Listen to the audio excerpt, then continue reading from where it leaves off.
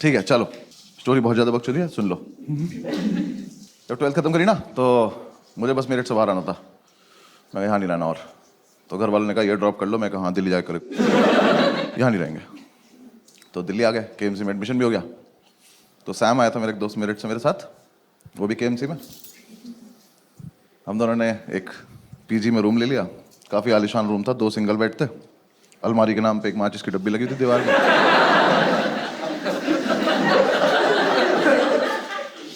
और जो आर्किटेक्ट था ना उसका,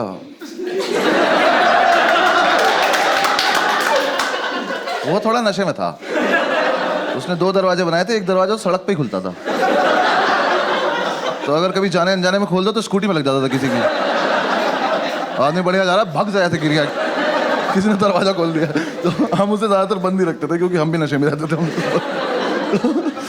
तो उस कमरे में एक तरफ हम चाय बनाते थे, तो उधर एक बार चाय गिर गई थी, तो उसके ऊपर अखबार बिछा दिया था। तो अब जो हेडलाइन थी वो चिपक गई थी। तो न्यूज़ के नाम पे हम रोज ये पढ़ते थे कि गाजियाबाद में सरेआम कत्ल हुआ है। और हम रोज वहां से निकलते कहते गाजियाबाद में बहुत कत्ल हो रहे हैं यार।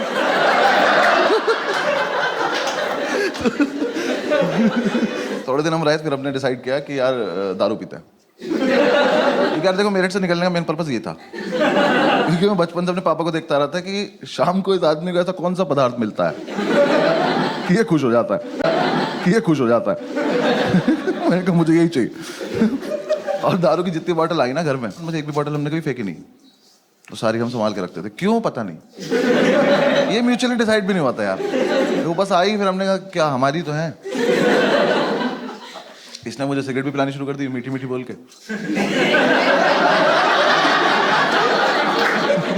भाई पी के देख मीठी मीठी लगेगी। मैं कहा पी के देखी, मुझे लगी भी। मैंने कहा सही है। जितने लोग स्मोक करते हैं उन्हें पता होगा कि छोटी गोल्ड में से ना धुआं बहुत आता है। जो नहीं करते मैं बता रहा हूँ आप। हाँ ऐसे गूगल मत करने लग जाना, आता है वो। पता नहीं उसके हाथ कुछ बीमारी है, वो पुरानी सिगरेट कभी खींच लेती है, पता नहीं क्या उसके साथ। तो ना कमरे में धुएं से बादल बना के और बस उसे बैठ के देखता रहता था। मैं पूछता था क्या कर रहा है, कह रहा भाई देख उसमें कुछ दिख रहा है। मैं क्या दिख रहा है, कह रहा देख एक कुत्ता दिख रहा है। तो मैं देखता, मैंने कहा हाँ दिख तो रहा है। फिर हम दूसरा बादल बनाते थे, फिर हम दोनों कुत्तों की लड़ाई कराते थे। तो ठीक चल रहा था हमारा, फुल ऑन एंटरटेनमेंट चल रहा था। फिर एक दिन हमने ऐसे डिसाइड करा कि आओ थोड़ी बहुत सफाई वफाई कर लेते हैं।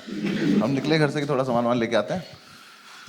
बादल बना के, कमरा बंद करके, ताला लगा के हम लोग गए। पास की एक दुकान थी, वहाँ जाके हम भूल गए हम क्यों आए थे, सिगरेट पीने लगे।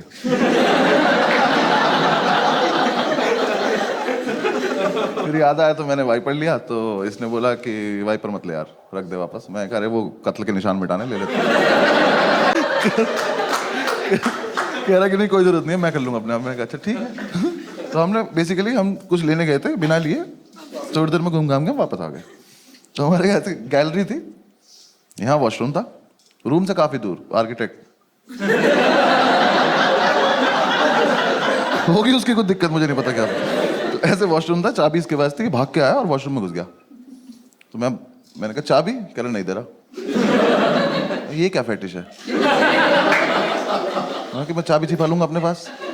मैं कहा भाई या तो मुझे भी अंदर ही बुला ले, मैं भी बाथरूम में आ जाता हूँ। तो कह रहा नहीं मैं चाबी नहीं दूंगा जब तक मैं बाहर नहीं आता, तो बाहर घूम। मैं कहा और अंदर कुछ नहीं कर रहा है, छप छप की आवाज आ रही है पानी की। पता नहीं बाल्टी में चाबी ही डुबो रहा था। मैं कहा भाई दे दे चाबी, 2-3 बार मांगी, नहीं दी। मैं कहा ठीक है बाहर में जा, मुझे कुछ से कुछ काम है। मैं बाहर आया, ऐसे थोड़ा सा ओपन एरिया था, उसमें ऐसे गोल गोल घूम रहा था। मैं ऐसे घूम रहा था तो मैंने देखा हमारे रूम के बाहर एक आदमी खड़ा हुआ बैग टांग के।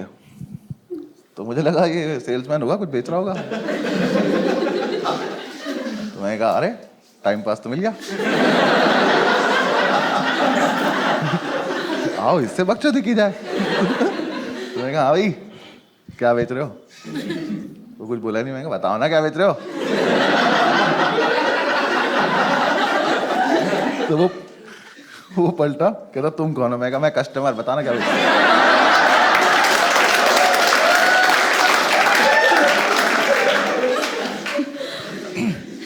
कह रहा मैं